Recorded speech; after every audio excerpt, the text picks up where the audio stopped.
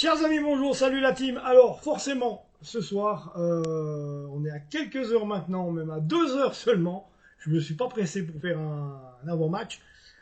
À 2 heures, nous sommes approximativement du match entre le LOSC et le Paris Saint-Germain. Donc, au stade Pierre-Mauroy, bien sûr, après 2 victoires consécutives, une au stade Jules Deschazos en ouverture de ce nouveau championnat 2024-2025 face au Havre. Ça avait été 4-1 pour le Paris Saint-Germain et 6-0 la semaine passée face à Montpellier qui était venu, qui s'était rendu au parc.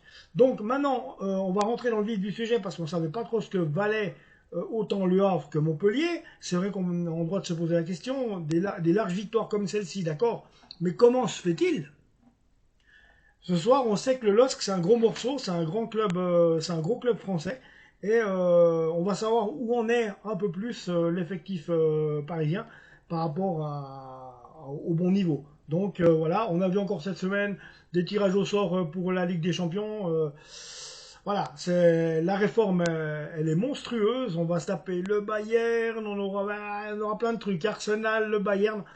Bref, voilà. Même si cette année, on ne vise pas la Ligue des Champions parce qu'on n'est plus dans ce mood-là, on est plutôt dans le mood de construire une équipe avec des jeunes prometteurs et justement créer une cohésion de groupe et laisser le temps faire dans le bon travail. Donc on verra bien. Là, aujourd'hui, il faut absolument 3 points face au LOSC.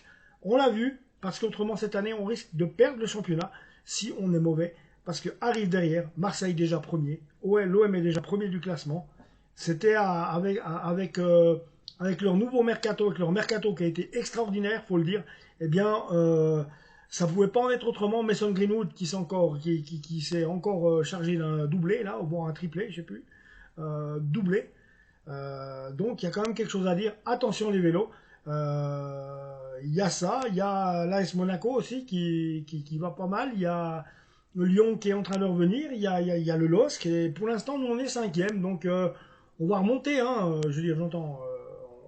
On est cinquième parce que justement on a un match en retard. Donc voilà, on a 6 points. Les autres en sont à 7. Ouais, je crois. 7 ou ouais, un truc comme ça, ouais. Et ben nous, on n'a plus qu'à. Ben, ce qu'il faut faire, c'est battre le LOSC chez lui et puis se retrouver de nouveau tout en haut, quoi. Hein. C'est pas plus dur. Donc on verra bien ce que va nous concocter l'ami Lucho, Luis Enrique. Hein. Donc on verra bien. Et puis autrement, ben, c'est clair qu'il va falloir. Voilà. Gonzalo Ramos, il n'est pas là, mais on va falloir compter sur Colomwani. Et bon, c'est un peu léger quand même. Il va falloir compter sur Colomwani hein, qui nous fasse mieux que ça. Donc on verra. On verra. Et puis pourquoi pas. Après, il y a Barcola qui est là. Pourquoi pas. Il montre des bonnes prestations. Je pense qu'il peut aussi lui éclore cette année. Et pourquoi pas remplacer Kylian Mbappé en attaque. Bon, c'est clair que Kylian, c'est 40 buts par saison. C'était 40 buts la saison passée. 40 buts que pourquoi pas Barcola peut essayer de s'en approcher parce qu'on le voit vraiment, il est bourré de talent ce joueur. On verra bien les amis, en attendant, il va falloir crocher parce qu'en plus de ça, il y a Ethan Mbappé, hein, bah oui, qui retrouvera Kylian au moment de jouer la Ligue des Champions. Celle-là, elle est bien tombée encore. Elle est bien tombée, celle-là. Kylian contre Ethan, là, c'est un truc à suivre.